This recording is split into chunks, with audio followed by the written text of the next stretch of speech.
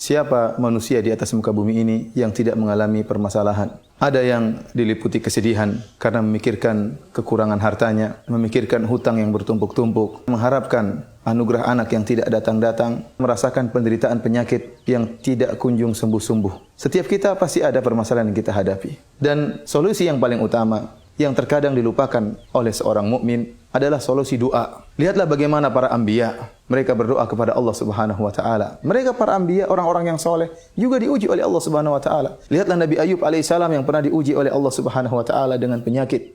Allah Subhanahu wa taala berfirman menyebutkan tentang kisah Nabi Ayub, dan ingatlah bagaimana Nabi Ayub alaihissalam tatkala dia berkata kepada Rabb-Nya, "Ya Allah, aku ditimpa dengan penderitaan, ditimpa dengan penyakit, dan Engkau adalah zat yang paling maha pengasih lagi maha penyayang. Kami kabulkan permintaannya, dan kami hilangkan penyakit yang dialaminya." Lihat, satu doa, namun keluar dari hati yang tulus, bisa menghilangkan permasalahan yang lama yang dihadapi oleh seorang muslim. Demikian juga Allah sebutkan tentang Nabi Yunus alaihissalam. Beliau menyeru dalam kegelapan-kegelapan. Beliau berada dalam kegelapan perut ikan paus, berada dalam kegelapan malam, dan berada dalam kegelapan lautan. Maka Nabi Yunus kemudian mengatakan, "Ya Allah, tidak ada sembahan yang berhak disembah kecuali Engkau, ya Allah. Aku termasuk orang-orang berbuat zalim." Maka apa kata Allah Subhanahu wa taala? Kami pun mengabulkan doa Nabi Yunus alaihissalam, dan demikianlah kami selamatkan orang-orang yang beriman. Artinya apa? Keselamatan ini bukan hanya khusus kepada Nabi Yunus alaihissalam, tetapi juga kepada kaum mukminin. Allah sebutkan lagi tentang Zakaria. Tatkala dia melihat dirinya sudah tua dan istrinya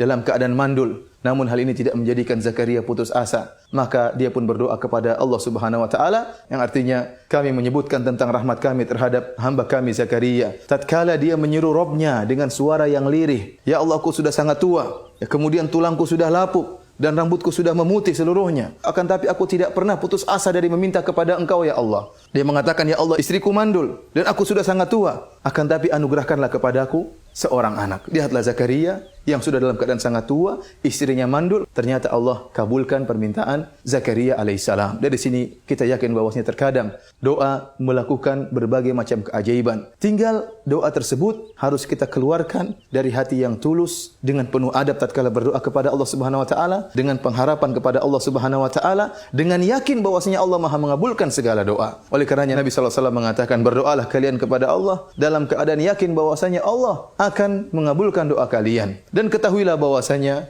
barang siapa yang bangun tengah malam, kemudian dibuka dengan solat malam, kemudian berdoa kepada Allah Subhanahu wa taala dengan hati yang tulus, dengan penuh pengharapan, dengan husnudzon kepada Allah Subhanahu wa taala, maka sulit untuk tidak dikabulkan oleh Allah Subhanahu wa taala." Imam Syafi'i rahimahullah berkata, "Janganlah engkau mengejek doa dan jangan kau meremehkan doa. Kau tidak tahu apa yang bisa dilakukan doa. Doa itu ibarat panah-panah yang dilepaskan di tengah malam. Tidak akan meleset, pasti suatu saat akan mengena. Tetapi waktu untuk mengena itu butuh waktu. Oleh karenanya seorang tatkala berdoa di malam hari, yakinlah pasti suatu saat akan dikabulkan oleh Allah Subhanahu wa taala. Cepat atau lambat, Allah yang lebih mengetahui apa yang terbaik bagi hamba-hambanya."